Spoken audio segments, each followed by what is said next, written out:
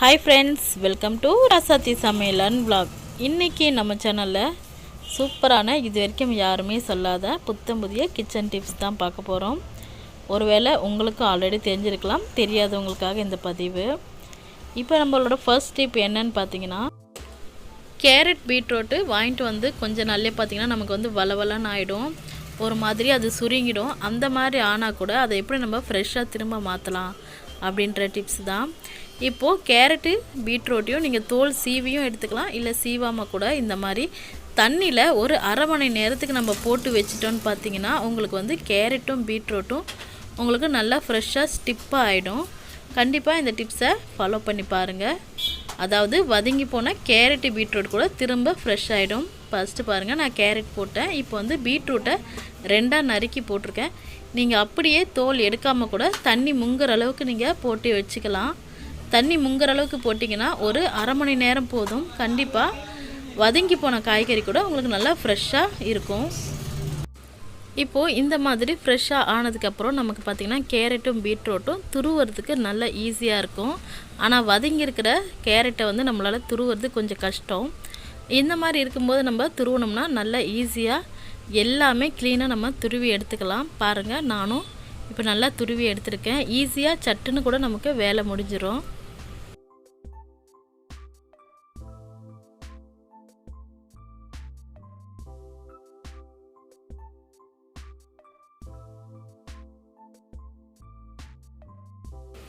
Next tip பார்த்திங்கன்னா, இப்போ வந்து நம்ம கேரட் பீட்ரூட்டை அலசுகிற தண்ணியாக இருக்கட்டும், இல்லை அதில் போடுற தண்ணியாக இருக்கட்டும், அப்படி இல்லை நம்ம வந்து வெங்காயம் தக்காளி இந்த மாதிரி காய்கறிகளை க்ளீன் பண்ணிவிட்டு அந்த தோலை போட்டு வச்ச தண்ணியாக இருக்கட்டும், அதை வந்து நம்ம வேஸ்ட் பண்ணாமல் செடிங்களுக்கு ஊற்றலாம். செடிங்களுக்கு ஊற்றுனீங்கன்னா செடி நல்லா உங்களுக்கு வளரும். இதுவும் ஒரு சூப்பரான டிப்ஸ் தான். வாங்க நம்ம நெக்ஸ்ட் டிப்ஸ்குள்ளே போகலாம்.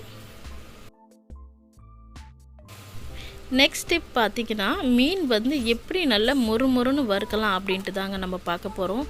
எப்போவுமே பார்த்திங்கன்னா மீன் வந்து நம்ம கொஞ்சம் அதிக நேரம் வச்சோம் அப்படின்னு பார்த்திங்கன்னா நமக்கு தீஞ்சிரும்.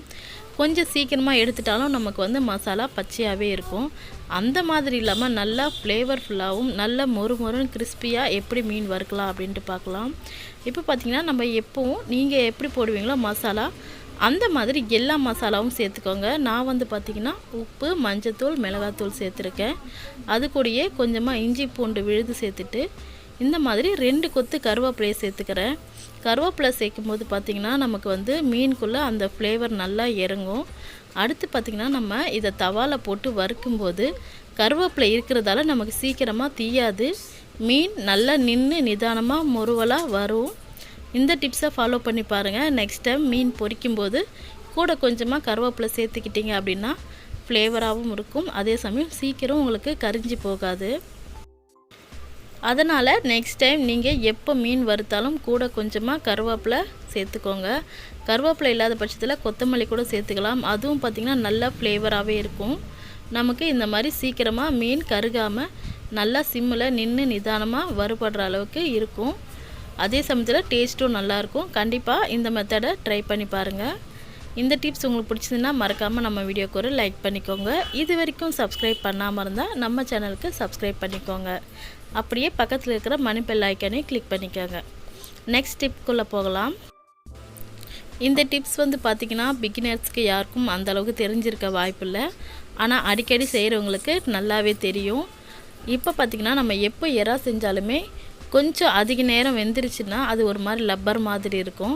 அதனால் கரெக்டான டைமில் நம்ம ஆஃப் பண்ணிட்டோம் அப்படின்னு பார்த்திங்கன்னா எறா வந்து சாப்பிட்றதுக்கு டேஸ்ட்டாக இருக்கும். அதே சமயத்தில் லப்பர் மாதிரி இழுக்க வேண்டியது இருக்காது. எறா எப்பயுமே நம்ம குழம்புல போடுறோன்னு பார்த்திங்கன்னா ஃபஸ்ட்டு ஒரு 3 மினிட்ஸ் நல்லா சிம்மிலே வச்சு வதக்கிக்கணும். அடுத்து நீங்கள் ஏதாவது இன்னும் சேர்க்க வேண்டியது உப்பு, மிளகாத்தூள் இருக்குது, இல்லை தண்ணி கொஞ்சம் ஆட் பண்ணுறீங்க அப்படின்னா எல்லாத்தையும் சேர்த்துட்டு அடுத்து ஒரு 3 நிமிஷம் வச்சுருந்தா போதும். மொத்தமாக எறா வந்து குக் ஆகிறதுக்கு 6லேருந்து 7 நிமிஷம் போதும். கரெக்டாக எறா குக் ஆகிடும். அதுக்கு மேலே வெந்துச்சு அப்படின்னு பார்த்திங்கன்னா லப்பர் மாதிரி ஆகிடும். கண்டிப்பாக இந்த டிப்ஸ் உங்கள் எல்லாருக்கும் பிடிச்சிருக்கும்.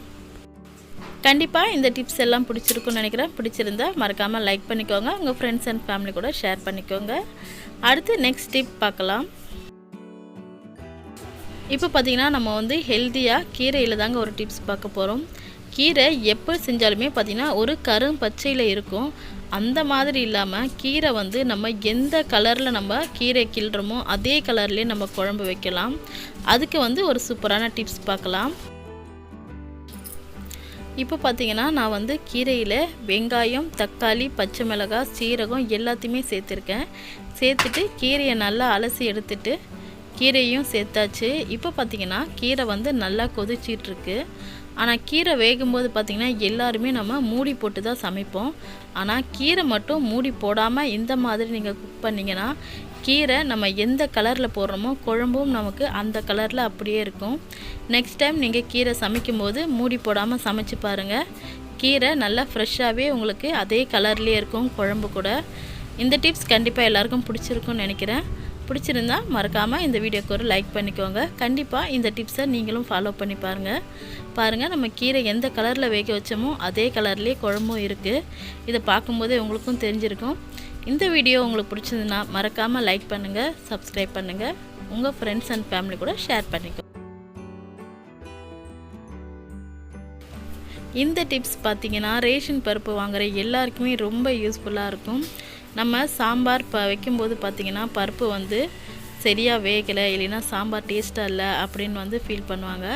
ஆனால் அப்படி இல்லாமல் நம்ம வந்து ரேஷன் பருப்பும் கடப்பருப்பும் சம அளவு எடுத்துக்கிட்டு இதில் சாம்பார் வச்சோன்னு பார்த்திங்கன்னா ரொம்ப சாம்பாரும் சூப்பராக இருக்கும். அதே சமயத்தில் உங்களுக்கு நல்லா திக்காகவும் இருக்கும். கண்டிப்பாக நெக்ஸ்ட் டைம் சாம்பார் வைக்கும்போது இந்த மாதிரி 2 பருப்பும் சம அளவில் எடுத்து வைங்க. கண்டிப்பாக சாம்பார் சூப்பராக இருக்கும். இந்த டிப்ஸ் எல்லாருக்கும் பிடிச்சிருக்கும்னு நினைக்கிறேன். தேங்க்ஸ் ஃபார் வாட்சிங்.